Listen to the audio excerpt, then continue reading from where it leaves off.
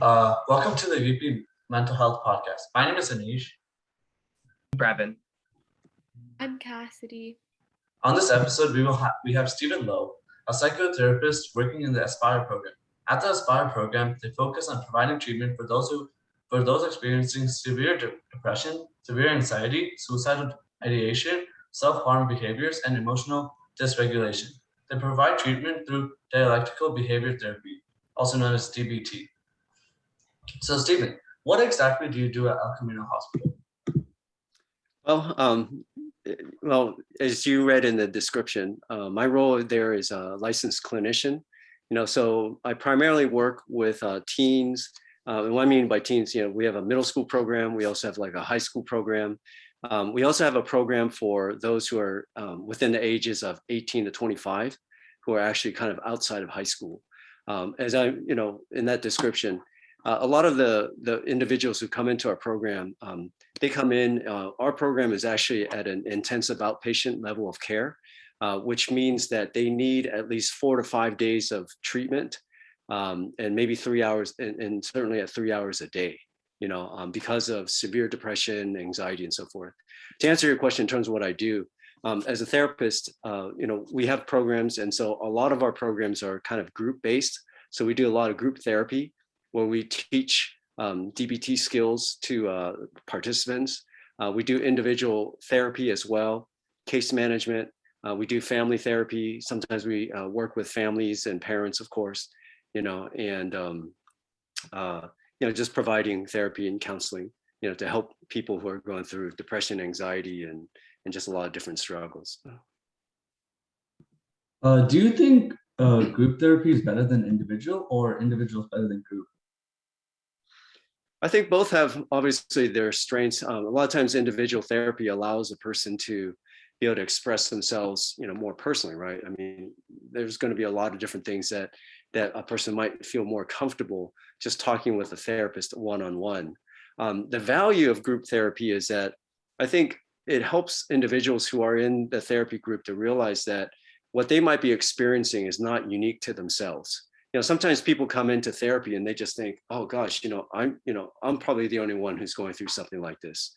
And then when they come into our groups, they realize that, oh my goodness, like there are other people who are, they might be different, we might come from different backgrounds and so forth, but yet, we're struggling with common things, whether it be depression or anxiety, so I think that there's a real benefit, number one, to recognizing that you're not unique, in terms, a person's not unique in terms of what they're struggling with. I think the other thing also is that there's a dynamic in a group in which a person is able to kind of learn and glean maybe from the insights that another person might have. In our program, they generally, people are in treatment generally from like 8 to 10 weeks, in some cases, maybe like 12 weeks. So you imagine that when a person comes in, to a program and they're there for that duration of time, there's an opportunity to actually connect with other people. Now, obviously the purpose is not, to develop, friendships and that type of thing. I mean, the focus is treatment. However, when you spend that much time with an individual or with individuals, you're probably going to, develop a connection of some sort, right? And to be able to learn from one another. We have kind of a revolving door where people come in at different times. It's not necessarily like a cohort where maybe a whole group of 8 people come in at the same time and finish at the same time. And so the value of group therapy in this context is that, you might have somebody who is towards the end of their treatment. And so they've really made progress, through the time that they've been with us, right? And so let's say someone is in their 8th week of treatment and somebody who's starting new.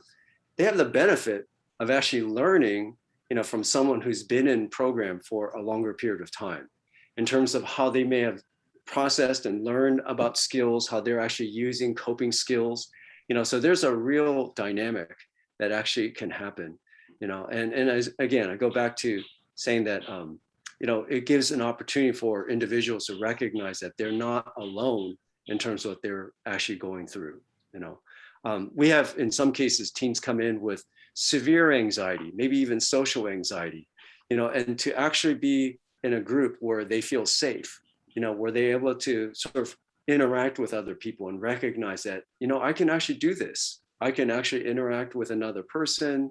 I can try interpersonal skills, just relating with others and so forth. And it provides them, in a way, confidence, in a sense of competency that, I can go from treatment back to school or back to other situations and feel like I can actually relate with individuals and I can get through the anxiety that I might feel when it comes to socializing with others. So there's some real value to group therapy. Yeah. And sort of bringing your attention back to your job, what first got you interested in becoming a psychotherapist? Yeah, well, I didn't study psychology when I was in college. I was actually a business major, and so after college, kind of went into that field and then eventually did some nonprofit work and so forth.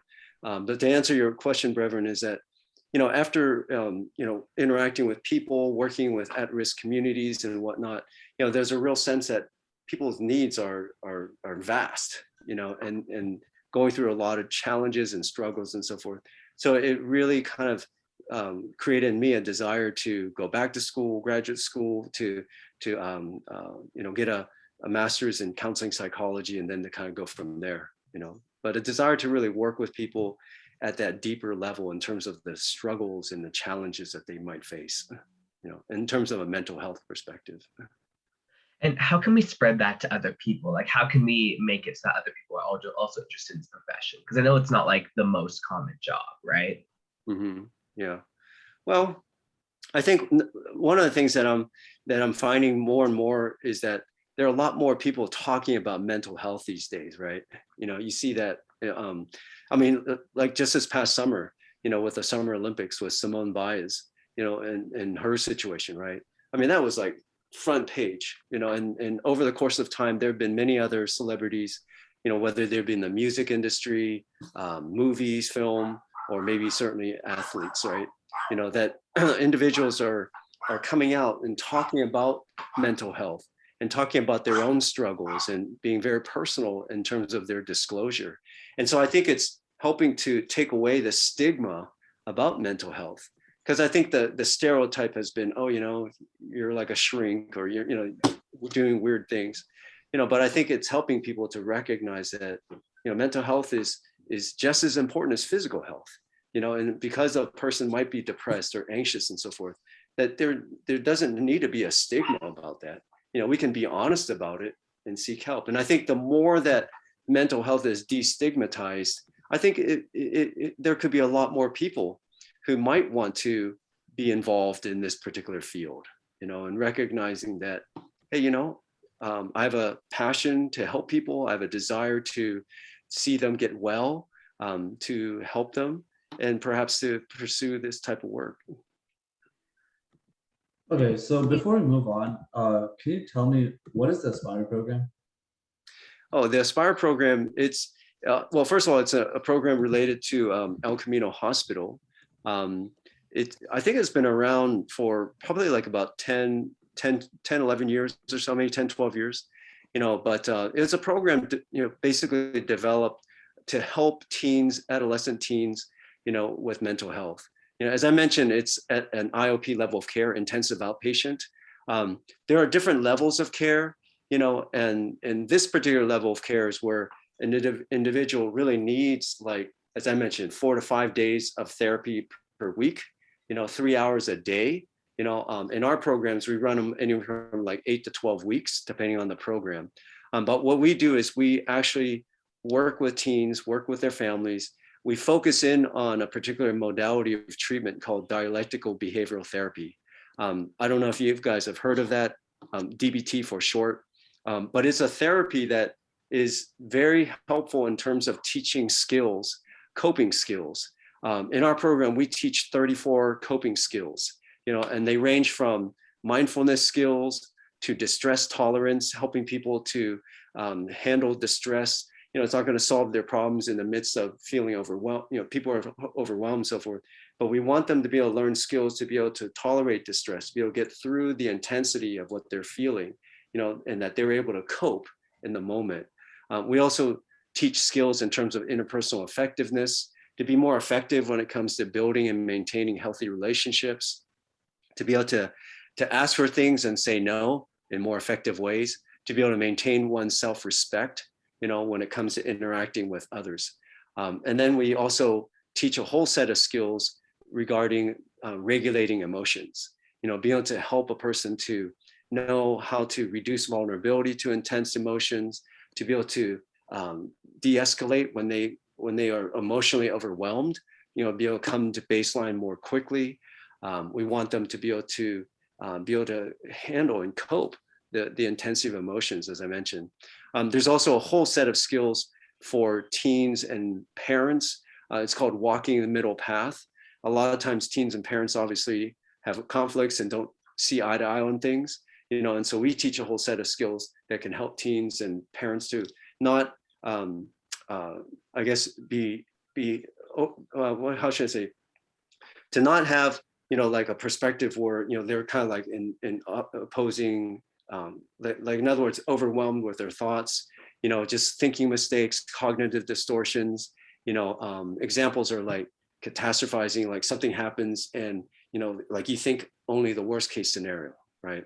We want people to not be thinking in extremes, but to recognize that, hey, there are new ways of seeing things, and that there are truths and maybe another person's perspective. And instead of thinking and acting in extremes, we can come to more of a middle path, to come to an area of balance and understanding. So, and then of course I mentioned mindfulness skills, to be able to help a person to be more aware of the present moment without judgment, to be more aware of their thoughts, their emotions, and that it's okay to sit with thoughts and emotions. You don't have to do anything, even though you might have these strong thoughts and strong emotions. So yeah, that's what we do. We teach skills. Have you ever felt that your job as a psychotherapist wasn't helping a particular patient? Wasn't helping? I think that the relationship between a psychotherapist and a patient, or a client, there's a rapport that is developed, and there's some cases where maybe the connection may not be as strong, and it could be for a number of different reasons. Sometimes it's not the client or the patient. Sometimes it could be the psychotherapist or the therapist themselves. Our countertransference or our reactions to another person might be really strong. Maybe the other person reminds us of maybe our own past hurts or pains and so forth. And so it might interfere in terms of, or get in the way of rapport and actually be able to work with another person. Sometimes a person comes into treatment and they are resistant to treatment, like they don't want to be there, and they aren't seeking help, and they're not willing to be open to talk about things or to even try, and I think in those cases, yeah, it could actually not actually work out, no matter what I might try to do. If a person is not interested in therapy or not ready, or willing, that can definitely be a challenge. On the topic, do you feel that psychotherapy, DBT, isn't for everyone? I think, let me answer your question in regards to DBT. There's so many modalities of treatment. DBT just happens to be one of them. It might not be a fit for everybody. So it depends on what a person's need might be. I think DBT can be helpful, for a lot of people. In terms of therapy, I personally think that that everyone can benefit from therapy. There's always something that can be discussed and something that can be worked through. Therapy doesn't have to be long term. It could be short term. A person is going through some challenges, some loss in their lives, loss of a job, a relationship, and just to be able to have a person talk with them, or to be able to have opportunity to talk with another person, can actually be very helpful.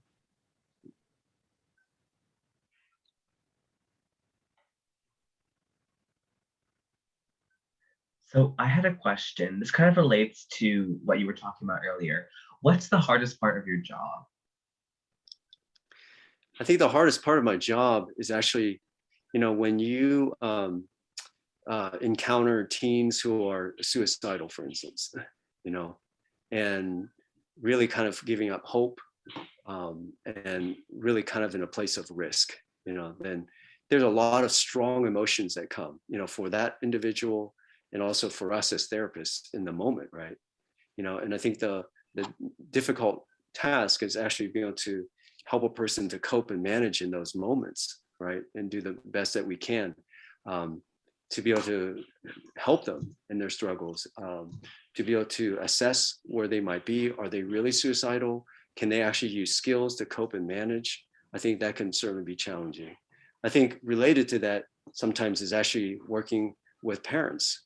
Sometimes parents have a lot of challenges that they might be going through, and they may not always, be on board in terms of their son or daughter's therapy, in terms of what we might recommend and what we might suggest, so sometimes it's a challenge working with parents as well. And is there any way that we could make that easier? Is there preventative measures we can take so that kids don't get to that point where they are suicidal, or where you have to talk to their parents or to get to them? Yeah, I think a couple of years back, I don't know what school do you guys actually attend? It's all different, but I go to Homestead. You go to Homestead? Yeah. We did actually some suicide prevention talks, at Homestead, really at all the high schools in the district, and whether it be kind of an assembly like that, I think just education, providing education for students in terms of what mental health is all about, signs and symptoms of depression, for instance, and to actually, again, destigmatize these things. A lot of times what not just teens, but even adults, right? People don't want to talk about their struggles, or they feel ashamed about what they might be going through and experiencing, and I think to be able to provide education in terms of, what mental health is all about, what treatment is all about, what are the signs of depression, what are the signs or the risks for someone who might be suicidal, and just to be able to understand that. When we did those presentations with the 5 high schools in the Fremont Union District, we tried to, sort of help people understand that, when it comes to suicide, it's a heavy topic. A lot of times we don't want to talk about that. Maybe it's something that we're scared of and so forth. And certainly to hear from a peer that they have suicidal thoughts and so forth can be very frightening. But what we wanted to do in those assemblies was just to be able to provide education that suicide is something that can be prevented if we can help people to recognize, the fact that a lot of times suicide is as a result of depression or severe anxiety and whatnot, but there's also a lot of other factors that play into that in terms of risks, right? And if we can help people to recognize what are the different factors, and at the same time how they might be able to help and support another person, and how they might be able to have those conversations, I think can potentially prevent, obviously a person thinking about suicide or taking their own lives or making an attempt, right? So providing education, I think, is a really important step. Okay, so I'll ask the next question. How has your view on high school mental health changed in the past few years? Well, I think in the past couple of years with the pandemic, it's definitely made us, major impact. I think initially it was interesting when COVID first happened, and then a lot of the schools obviously shut down and everything went virtual. I think there was a real sense initially of students were like, whoa, yeehaw, I don't have to go to school anymore, right? And I can just be at home. I can roll out of bed and turn on my computer. And of course, the schools really struggled, initially in terms of how we're going to do all that, and I think there was a real sense that, maybe through the course of the pandemic, things would change real quickly and the pandemic would be kind of in a rearview mirror and it'd be over, but then that's prolonged, for all this time. And I think the thing that we've seen is that anxiety levels have gone up, depression levels have gone up, teens are feeling more isolated, I'm really glad, by the way, that school is back in session, and that people are going in person once again. I know some have the choice to stay home and whatnot, but for the most part, my understanding is that schools across the Bay Area, certainly in the Fremont Union, people are going back in person. But we saw really an increase in terms of depression and anxiety, people who were feeling very isolated, feeling very alone. One of the most important things, for teens is actually the social connection with friends, right? Being able to connect with others, being involved in activities, sports, clubs, and things of that sort.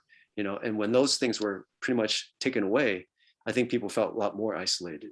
So we saw really kind of a lot more depression, anxiety. People, like in terms of our wanting to get into our programs, we had a lot of, calls from parents and whatnot. So do you think quarantine made a positive or negative impact? Say that again, Nesh. Do you think quarantine made a positive or a negative impact? Totally a negative impact. Very much so. Overall, definitely a negative impact. It's interesting because there are some teens, because of social anxiety and so forth, they actually felt a little bit more relief, being at home, not having to actually be in school, be in classes and so forth, that, they were actually able to do what we're doing right now, just kind of be on a screen, so there obviously are some students who feel more comfortable with that. But the majority of students, I think, the quarantine and not being able to be in school in person and be able to do all the different activities that teens normally do, it had a negative effect, on the mental health, of teens. I mean, it's not just teens. Look at adults too. Adults have actually really been suffering with mental health through the course of the pandemic as well. Isolation, job loss, financial loss, and all those different factors as well. Have you witnessed high schoolers use any unhealthy coping mechanisms? Oh, very much so. First thing that comes to mind is, substance use, right? Mm-hmm. Drugs and alcohol and so forth. That certainly comes to mind. And then, of course, risky behaviors and that type of thing. One of the things, for instance, in terms of risky behaviors, could be even like engaging in self-harm, right? Intentional, deliberate self-harm, whether it be cutting on themselves, burning, scratching, punching walls, whatever, just intentionally hurting themselves. There's risky behaviors in terms of sexuality and whatnot, right? Sexual behaviors and impulsive kinds of behaviors and whatnot. Yeah, so a lot of times people are trying to do their best to cope in the midst of challenges and struggles, and for some, it might be to somehow try to numb their pain. It might be to, engage in substance use. It might be to, release the emotional distress that they're feeling through self-harm and whatnot.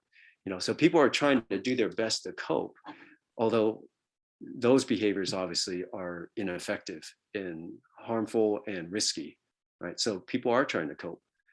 And hopefully what people can eventually do is learn how to use coping skills, to actually be able to manage, the stress and anxiety and challenges that they're experiencing in their lives. Do you know why that might be a high schooler's first resort in order to reduce stress? Well, Brevin, I don't think it's just a high school thing. I think, people at any age are trying to find ways to be able to manage, right? I think we've done that all from the time that we were all young, like when we experience some type of pain, it could be emotional pain, physical pain, we try to find relief, right? And so no matter what age a person might be, the idea is to try to find some sense of relief, to be able to not feel that pain, to avoid it in some way. And I think, people try to do their best. For some people, it might be like, hey, you know what? I have a lot of anxiety and stress. I'm just going to really exercise and do all those things, So people find coping mechanisms, things that they can do that can be healthy and helpful. And unfortunately, some will venture off into things that are not healthy, but we're all trying to find relief, trying to manage and cope the best that we can. Okay. Has any situation with one of your parents or patients ever got out of hand? Got out of hand? Yeah.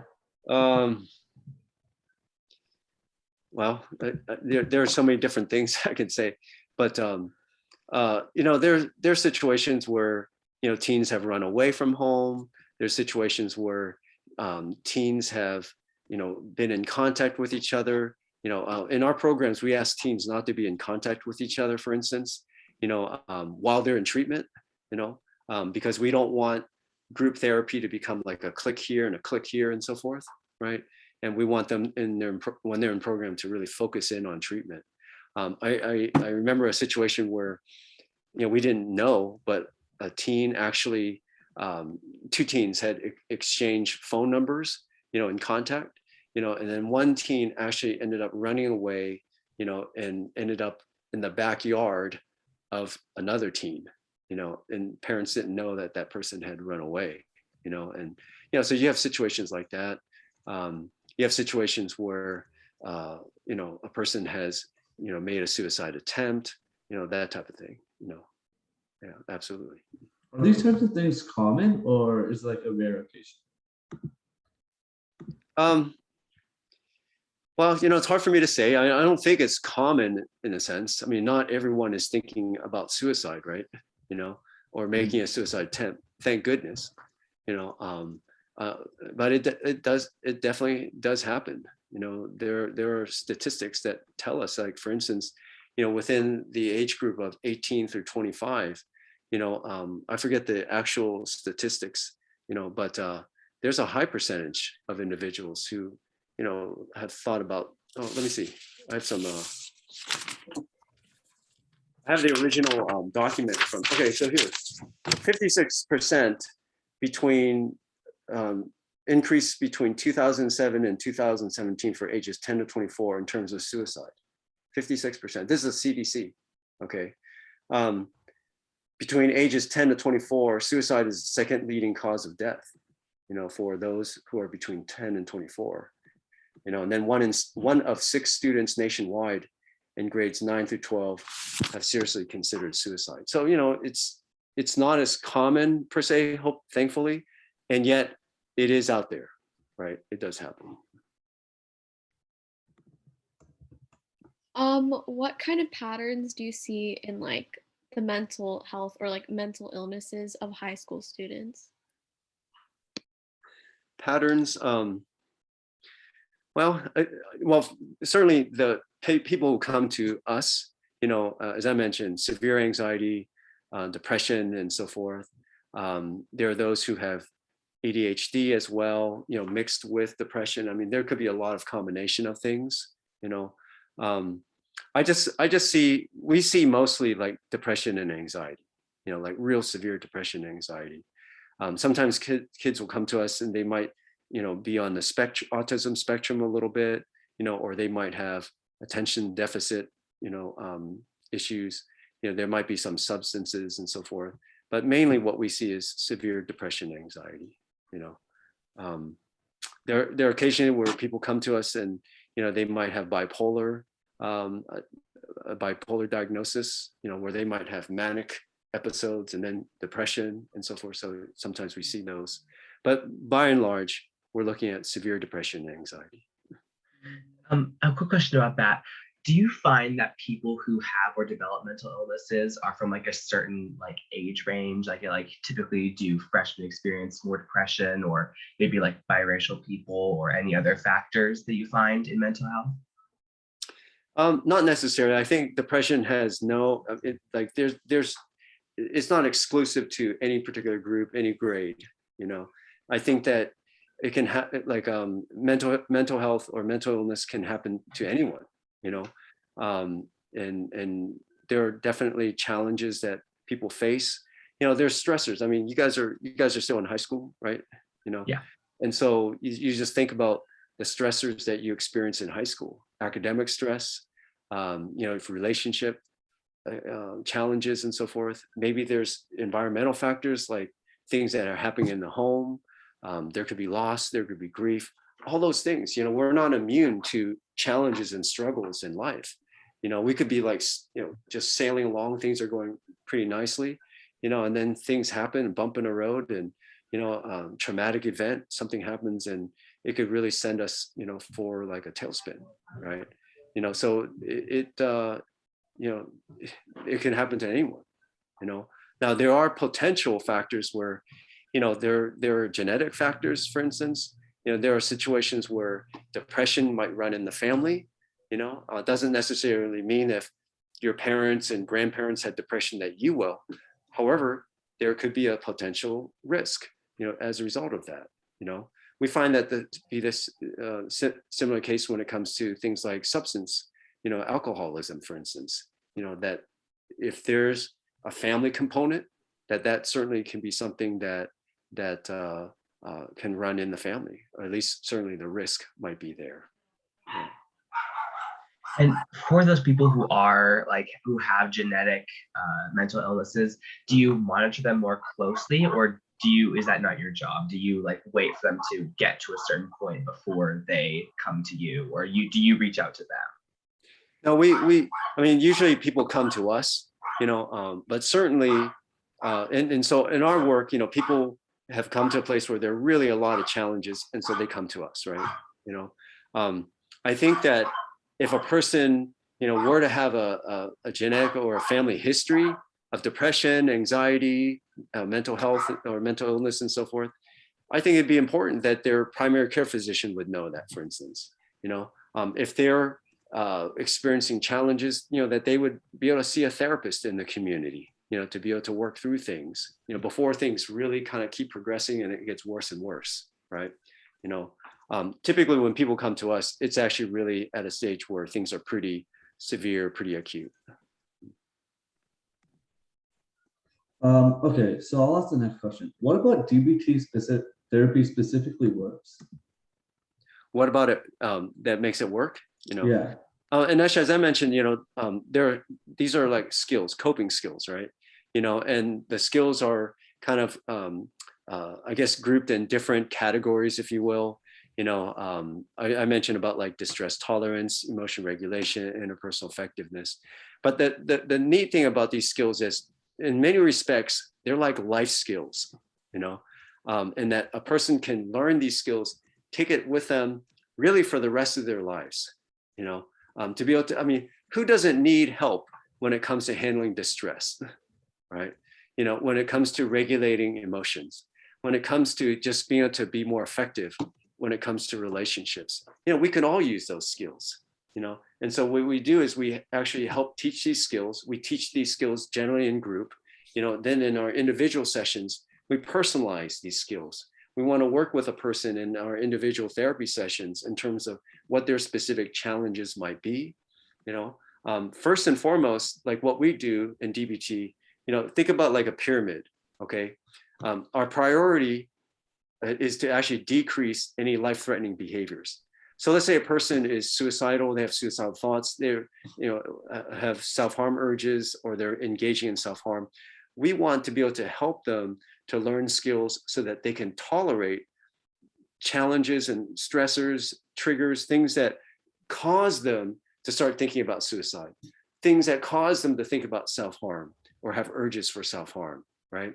And so we want to be able to target that. We want to be able to help them learn skills to cope, so that they're not engaging in self-harm and suicidal thoughts and that type, and acting on suicidal gestures, and then, we also at the same time, want to make sure that, we're actually able to help them, in terms of decreasing what we call therapy interfering behaviors.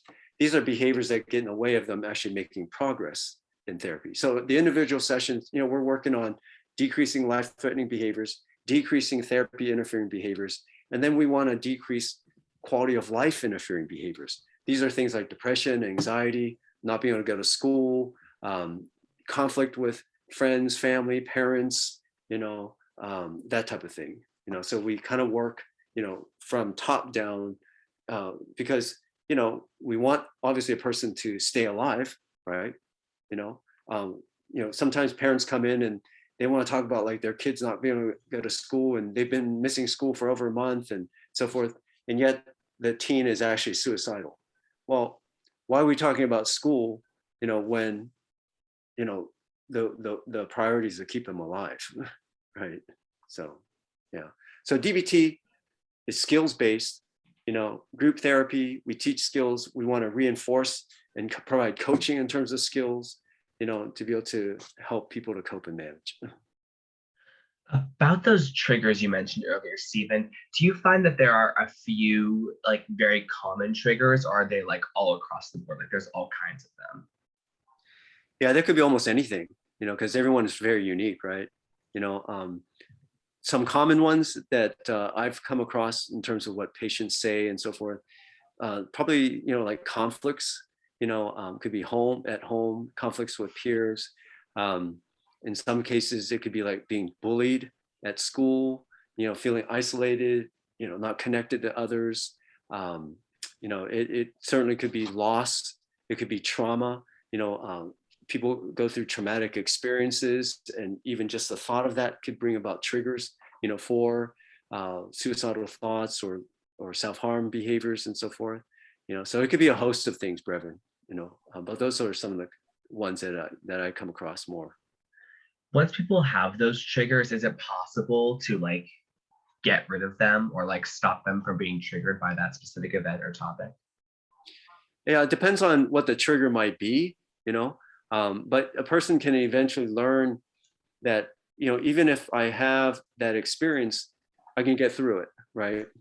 Let me be specific. Let's say somebody, was physically assaulted in some way, right? Obviously that is a trauma that a person experiences. Okay. And so maybe they come, and as a result of that, they go through a, depression, anxiety, maybe post-traumatic stress disorder. I mean, there could be a lot of different things, right? And so anytime, something reminds them, of, a traumatic event, that might bring about like this incredible distress, now, just because a person has distress, it doesn't necessarily lead to suicidal thoughts. It's important to understand, like, well, what sort of causes that, and for some people, it could be like, thoughts about themselves. Maybe they blame themselves. It could be a number of different things, right? But sometimes the reminders of, their trauma might potentially bring about, like triggers for distress, and then that might lead to thoughts of self-harming, as a way of trying to cope and to manage, right? Okay, so in therapy, you can help a person to be able to work through and understand, what has happened, okay? And for them to be able to recognize that, whatever happened to them, whether they're physically assaulted and whatnot, for instance, it's not their fault, that they don't have to blame themselves, for something that happened, and at the same time to help them to recognize that, even though I might have these thoughts, it's okay. I can let them go. I don't have to like keep ruminating over those things. Okay. And I can release those. I can let those thoughts go. And I can, use skills to cope and manage and be able to move forward, so, yeah. Okay, so can you explicate on how group therapy works? How it works? Yeah. There's different, there's different kinds of groups and so forth, but a lot of times it's, obviously bring people together, creating a safe environment, so that people, might be able to learn. So maybe part of group therapy, there's ways to provide some education, in terms of skills. Maybe we're teaching skills, to be able to provide opportunities to interact and talk about those things so that people can learn together, in some groups, maybe people have a chance to share their experiences, that can actually be very helpful to somebody else, I've worked in other contexts before, where like in a grief group, for instance, where people have lost loved ones, when they actually talk about, their loss and the relationship that they have with a significant person in their lives, and sharing what that person meant to them, that connects with another person, right? you know, and that can be sort of part of that healing process. Okay. We don't do that in Aspire. I'm just giving you an example of like other kinds of groups, like a grief group, for instance. You know, it could be a group therapy for people who are using substances, for instance, you know, and they want to actually, you know, stay sober and clean. Well, just being able to come together and talk about their experiences, you know, and to rally support for each other, you know, that can actually be very helpful and be part of, you know, their sobriety. Yeah. So teaching skills, providing education, giving opportunities for people to learn together, to share their experiences. I think that could be the strength of group therapy. Okay. When you were in high school, if you remember, what methods did you find most useful?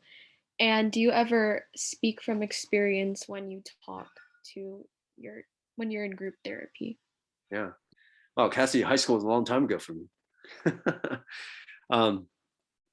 You know, when I was in high school, you know, I think mental health was not something that was widely discussed, you know, for sure. You know, like people sort of just had that suck it up mentality, you know, like I'm just going to do what we do and, you know, I'm just going to kind of get through it. Right.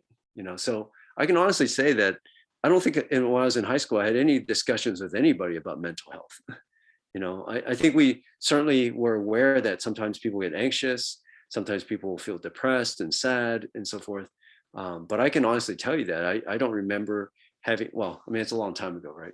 But I, you know, obviously I had friends that felt bad at times, and there are times where, you know, maybe I felt stressed about school and so forth. But I don't think we ever really had like any deep conversations about mental health, you know. That's why I'm really glad that over the course of time, you know, there's been much more discussions about mental health, you know, and that, you know, it's becoming, you know, more out there in terms of discussions and destigmatization. What was the other part of your question again, Cassidy? I'm sorry. If you do have like different ways of coping, have you ever like, incorporated that into Oh, like your discussing it therapy? with others. Oh Yeah. yeah, yeah, absolutely. Now it's interesting because in therapy, there are different kinds of approaches, if you will. There's some forms of therapy where, you know, like a therapist is, you know, there's like they don't want to really disclose anything, you know, to their clients or to their patients. So it depends on kind of like the modality of treatment. Okay. In DBT, we the I guess the um, philosophy behind DBT is that it's okay to disclose. You know, it's okay to share about experiences, you know, within reason. I mean, you never want to make the therapy session about being about yourself as a therapist, right? However, you know, there are times where I may talk with a patient or a client, you know, about something I can understand because I've experienced that before, you know. You know, I'll give you an example, and this has happened not just in individual sessions but in group sessions as well.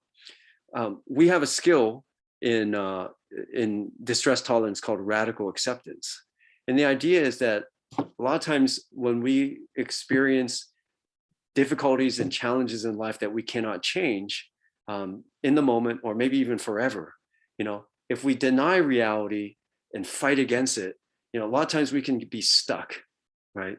You know, it's really difficult to move forward because we're just spinning our wheels. You know, we can't give that up, or we're so angry about it and so forth. And so to answer your question, Cassidy, I mean, there've been times where I've shared that, you know, like when I was, after I graduated from college, you know, my parents actually separated and then eventually divorced, you know, and I talk about like my own challenges through that and the pain that I experienced, you know, my dad leaving and having no contact with us for a year and whatnot, you know, and I remember just feeling really angry, really upset, very resentful about that, you know. And I recognize also over a period of time that that was actually not helpful for me. You know, it was actually impacting my own mental health, my own emotions and whatnot, you know. So at some point, you know, and then also like when we would get together as family for the holidays and so forth, you know, there was a lot of tension, between my parents, right? And so I had to come to a place of radically accepting that I cannot change what has happened. I can only be able to accept that this is my reality right now, and then to be able to move forward.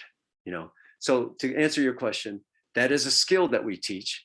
And there are times where I actually sort of share my story, my example of how I might use that particular skill. Does that make sense? Yeah. Yeah. Yeah. Thank you for answering that question. I learned a lot from that, especially because um nowadays in high school, well, it's my first year, but I still feel like, the mentality of suck it up, that kind of thing. Yeah. Sometimes it still feels that way. So it's good to learn about you know, how what it's like how it's been for Mhm. a long time. Yeah. Yeah. Yeah. No, And absolutely. yeah, sort of bouncing off of that, you mentioned earlier that mental health education in high school has improved a lot since you were there. Do you think it's good as it is now, or do you think that there are still improvements that we can make? I think just like anything, there's always more improvements that can be made, right? You know, um, the fact that you guys are doing this, I imagine as students, as individuals, you probably have a lot more awareness about mental health. There's probably a passion on your part to get the word out there. That's why we're doing this recording. In some sense, I'm imagining in your own personal interactions with peers, that you probably talk about this. You might blog about it. You might actually have some very deep personal conversations. Um, and yet, the reality is that, like, I remember when I went to those different high schools in a district, not all the students in the audience took it seriously, right? You know, I think I would have to say the majority of people actually were very open and very interested. But some people, it's mental health is something that scares people. It's like an unknown, like we break our arm, we know, okay, I'm going to get diagnosed, I'll get an x-ray, I'll get a cast, and within 6 weeks time, I'm good, right? Mental health is not that easy. It's not so cut and dry. There's so many different factors, so many different things. And it's very scary sometimes for people to talk about, um, I'm glad that it's actually being discussed more and more. And Brevin, to answer your question, more can be done, you know. And so I really applaud you guys, for what you're doing and trying to create more awareness and to help people understand that, what, mental health is just like physical health. We want to take care of our bodies. We want to take care of our mind as well, and our sense of well-being. And certainly the mind and body all work together anyhow, right? And so just getting the word out there that, hey, it's okay if you're feeling depressed and anxious and so forth. It's okay just to talk with people. It's okay to seek help. At school, I'm really glad that you guys actually have school therapists, that people are available. And when a person goes to see a therapist, that hopefully people are not like making fun of them, like, oh, what's wrong with you, that type of thing, but that they're able to sort of support that and say, hey, that's great, I'm with you, I'm standing with you. So Thank you so much for that, Stephen. We just have one last question, which is, if you could give one piece of advice to students everywhere regarding their own mental health, what would it be and why? Oh, that's a really good question. Um, I would have to say that, especially when you're talking about students, one of the greatest challenges, in the teen years is actually just kind of being comfortable in your own skin, right? There's all this comparison of others and so forth. And I think you guys have probably been hearing about like the testimony of a former Facebook employee who's now the whistleblower, so to speak, and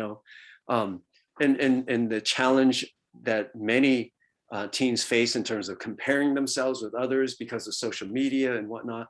If I would have to say one thing is that, it's okay to be who you are, and you don't have to make comparisons of yourself with other people, especially like in our district. And by the way, I live in Sunnyvale, so I know the district, where kids are like, oh man, I need to do this, I need to do that to get in the best schools, and I need, whatever. Okay, it's okay to be yourself.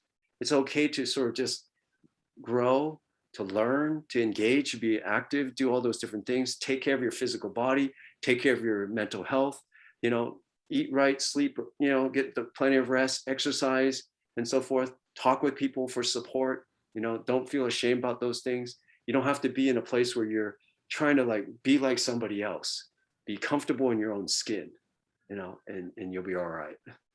So. All right. Thank you so much, Stephen. No problem.